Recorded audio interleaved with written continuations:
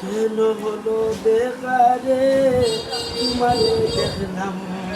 তারে আমি একেবারে হারাইলাম এই জীবনে যারে আমি একেবারে হারাইলাম কোন মুখে দাঁড়াইয়া বলবো এমনের কথা কথা শুনে তুমি যদি পাও গোটা নিজের হাতে নিজের মাথা কুড়াল মারিলাম যারে আমি একেবারে হারাইলাম আর